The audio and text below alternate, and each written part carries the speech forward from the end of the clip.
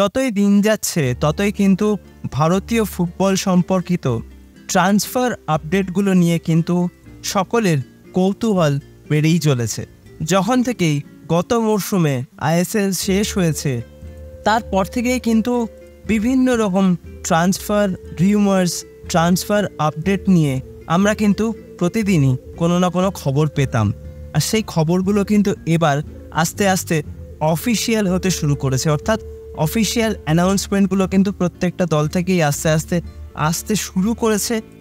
আর সেখানেই কিন্তু একের পর এক চমক দেখাচ্ছে লাল হলুদ।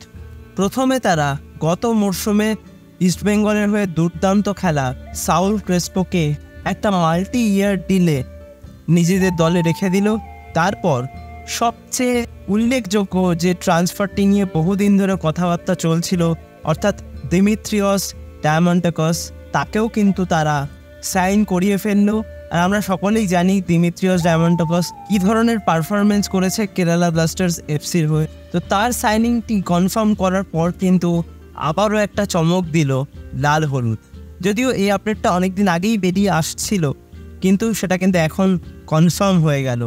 কলকাতারই আরও এক ঐতিহ্যবাহী ক্লাব, তাদের হয়ে দুর্দান্ত পারফরমেন্স করা একজন ইয়াং স্ট্রাইকারকে কিন্তু এবার নিজেদের দলে সাইন করে নিল লাল হলুদ ব্রিগেড, তাও কিন্তু 3 বছরের জন্য।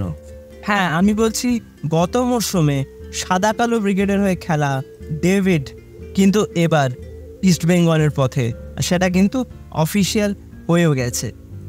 দুর্দান্ত একটা সাইনিং, তার যার লেটেস্ট পারফরমেন্স সে নিরিখে দেখতে গেলে কিন্তু সত্যি দুর্দান্ত একটা সাইনিং। এবং এটা বলাই যায় যে আগামী মরশুমে কিন্তু ইস্টবেঙ্গল যে কোনো দলের কাছেই একটা কঠিন প্রতিপক্ষ হয়ে উঠতে পারে, যেভাবে তারা তাদের দলটাকে সাজাচ্ছে।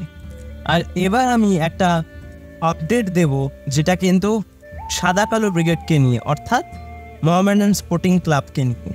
যেটুকু আপডেট পাওয়া যাচ্ছে তারা কিন্তু একজন তরুণ ভারতীয় প্লেয়ারকে টার্গেট করছে, যার বয়স কিন্তু মাত্র 23 বছর, যিনি কিন্তু আই লিগ 2-তে 12টি ম্যাচ খেলে 4টি গোল করেছেন এবং ডুরান্ড কাপে 3টি ম্যাচ খেলে তার কিন্তু একটা গোল করার অভিজ্ঞতা রয়েছে।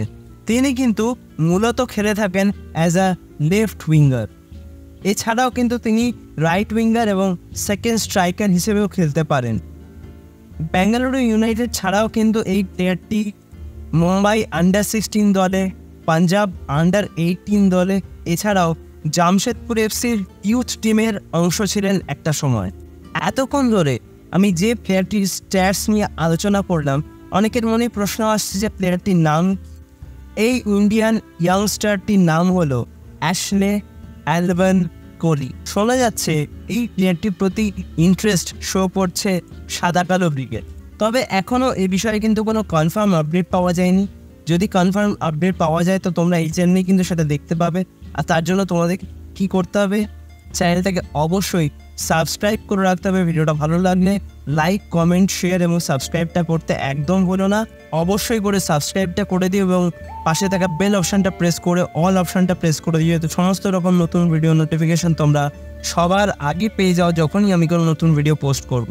তো আজকের মতন তাহলে তোমাদের এইটুকুই আপডেট দেওয়ার ছিল।